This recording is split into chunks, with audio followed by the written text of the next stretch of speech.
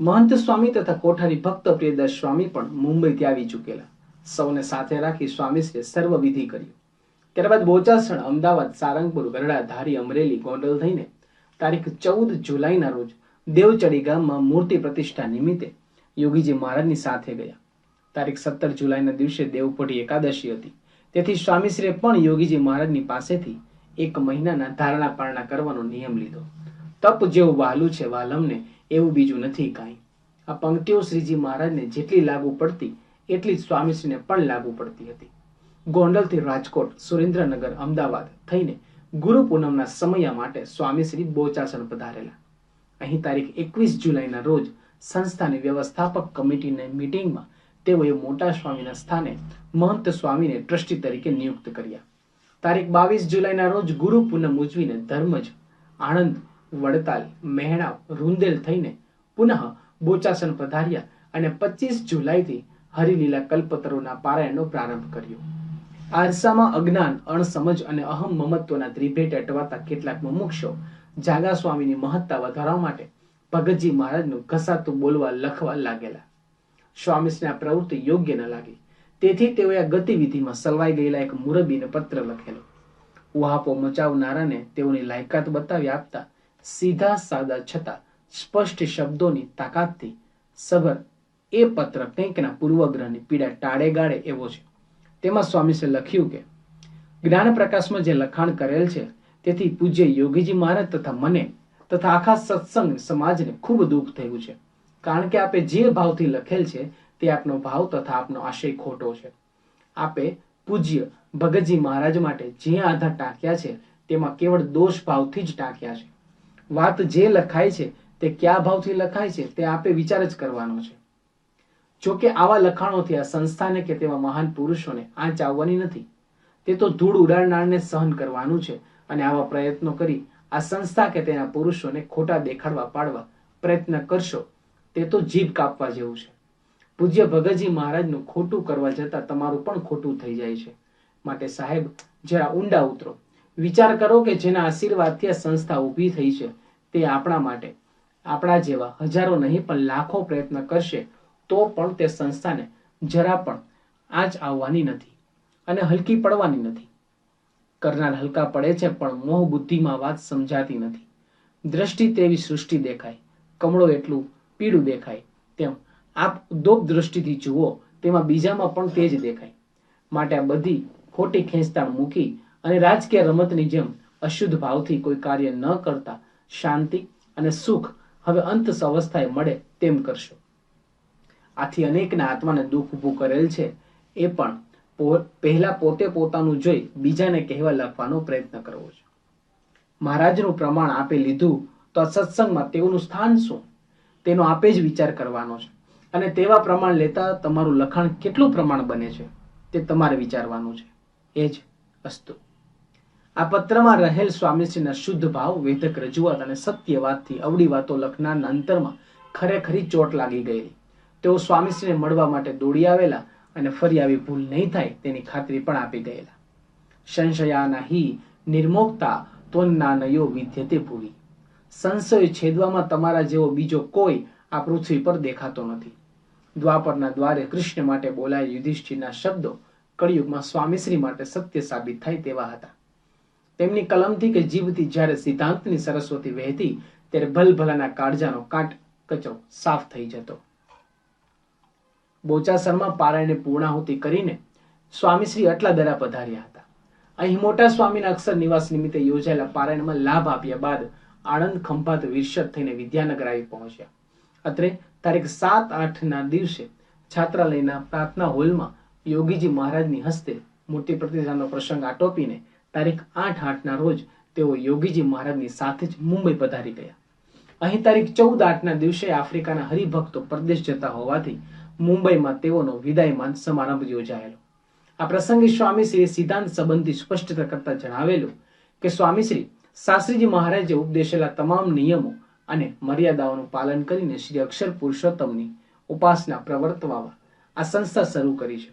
તેથી ઉપાસનાના સિદ્ધાંતમાં કે ધર્મ નિયમમાં કોઈ પણ ફેર પાડતા હોય તો તે ગમે તો સાધુ હોય કે મોટા હરિભક્તો હોય, પરંતુ તેમનું સ્થાન આ સંસ્થામાં હોઈ ન શકે। માટે સ્વામી શ્રી શાસ્ત્રીજી મહારાજના સિદ્ધાંતની ઉપેક્ષા કરીને જે કોઈ વર્તતા હતા તેમની માટે શ્રીજી મહારાજે ગરડા સિદ્ધાંતની ઉપેક્ષા કરીને ગરડા પ્રથમ પ્રકરણના 18મા વચનામૃતમાં જે આજ્ઞા કરી છે તે અનુસાર આ નિર્ણય લેવાયો છે.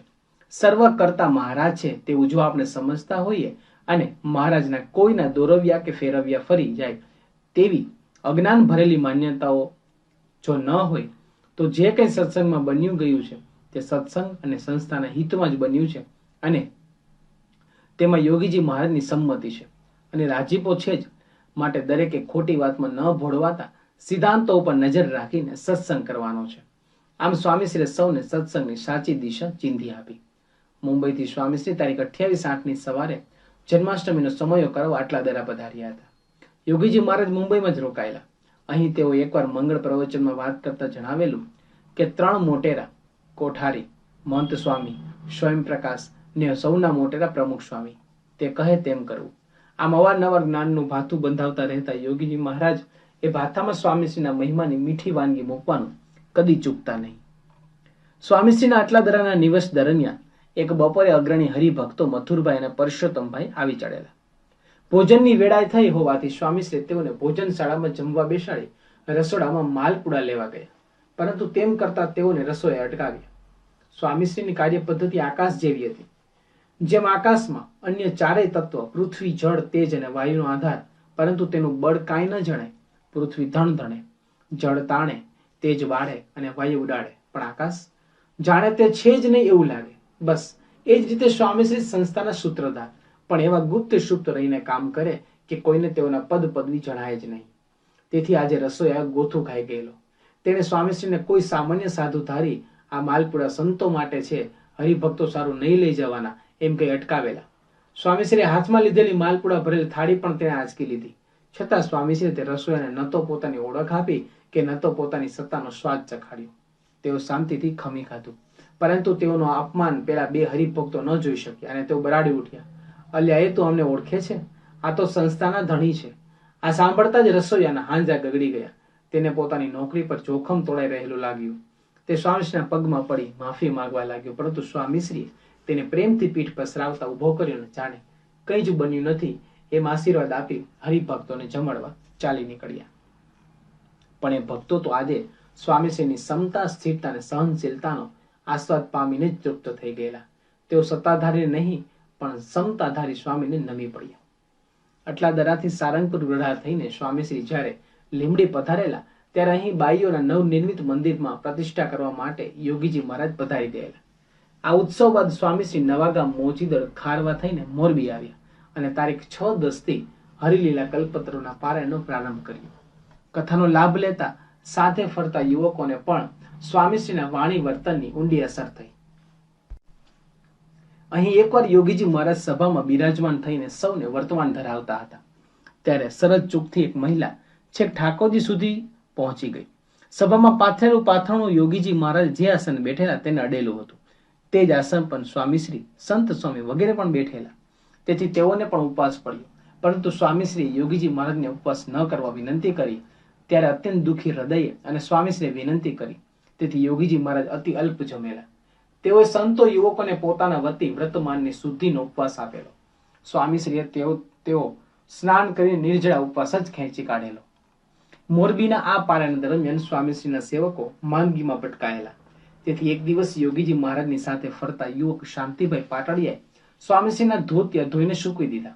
ત્યારબાદ તેઓ યોગીજી મહારાજની પૂજામાં દર્શન માટે પહોંચ્યા. પણ રોજ કરતા મોડા આવવાથી યોગીજી મહારાજે ચાલુ પૂજામાં જ શાન કહીને પૂછ્યું, કેમ મોડા? પૂજા પૂરી થતા બાદ શાંતિભાઈએ ફોડ પાડતા કહ્યું, બાપા, પ્રમુખ સ્વામીના ધોતિયા ધોતો હતો. ઓહો! યોગીજી મહારાજના મુખમાંથી અહોભાવ સરી પડ્યો. પછી સ્વામીશ્રીનો મહિમા રેલાતા તેઓ બોલ્યા, તમારા મોટા ભાગ્ય પ્રમુખ સ્વામીની સેવા મળી. સંસ્થાના ધણી શાસ્ત્રીજી મહારાજે નિમેલા, તમારા હાથ પ્રસાદીના થયા, લાવો માથે મૂકીએ. એમ કહેતા યોગીજી મહારાજ તે યુવકનો હાથ પોતાના માથે મૂકવાની ચેષ્ટા કરવા લાગ્યા. જોકે તે યુવાને ત્વરિત ગતિએ પોતાનો હાથ પાછો ખેંચી લીધો. પણ યોગીજી મહારાજના શબ્દો અને ક્રિયા સૌને સ્વામીશ્રીની યથાર્થ ઓળખાણ થઈ ગઈ. મોરબીના મહારાજાના મહેલમાં પધરામણી અને પારાયણની પૂર્ણાહુતિ કરીને સ્વામીશ્રી મોડપુર, રાજકોટ, ડાંગરા, ભાદરા થઈને ગોંડલ પધારેલા. અહીં તારીખ 29/10 રોજ ગોંડલની નગર મહાપાલિકા દ્વારા યોગીજી મહારાજ અને સ્વામીશ્રીનો જાહેર સન્માન સમારંભ રાખવામાં આવેલો. ધાર્મિક ક્ષેત્રની મહાન વિભૂતિઓને સન્માન પત્ર અર્પણ કરવામાં આવતું હોય તેવો આ સૌ પ્રથમ પ્રસંગ અહીંની નગરપાલિકા દ્વારા યોજાયેલો. તેથી ઘણી મોટી સંખ્યામાં નગરજનો ઉપસ્થિત રહેલા. નગરના શ્રેષ્ઠીઓ દ્વારા રેશમી વસ્ત્ર પર માનપત્ર મુદ્રિત કરીને અર્પણ કરવામાં આવ્યું, જેના પ્રારંભમાં લખેલું: ગોંડલ નગરપાલિકા વતી બ્રહ્મ સ્વરૂપ એવા આપ શ્રી યોગીજી મહારાજને તથા પ્રમુખ સ્વામીને સન્માનતા અમે આનંદ અનુભવીએ છીએ. આપ જેવા મહાન પુરુષોનું જીવન તો સમગ્ર વિશ્વના અર્થે જ હોય છે. છતાં પણ આપ શ્રીએ ગોંડલ માટે જે પ્રેમ રાખ્યો છે તે આપની ગોંડલ પર પરમ કૃપા છે. ગોંડલની નગરપાલિકાના ચોપડે કે ઐતિહાસિક અવસર સુવર્ણાક્ષર લખાઈ ગયો, પરંતુ આ પ્રસંગ પોતાની રોજની સીમા નોંધતા સ્વામીશ્રી લખે છે: આજે નગરપાલિકા ગોંડલ તરફથી પૂજ્ય સ્વામી યોગીજી મહારાજનું બહુમાન. બસ આટલું જ. પોતાના સન્માનની ટપકા જેટલી પણ નોંધ સ્વામીશ્રી ડાયરીમાં ટપકાવી નથી. તેઓને જાહેરમાં પ્રવચનમાં તો કહી દીધું કે હું કે મારુંનો ઉલ્લેખ જોવા મળતો જ નહીં, પણ એ જ શૈલી પોતાની નિજી નોંધમાં જોવા મળે. તેઓ ભવ્ય સભાઓના સિંહાસન પર કે એકાંત ઓરડાની ખુરશી પર એક સરખા જ રહેલા. જેવા અંદર તેવા બહાર.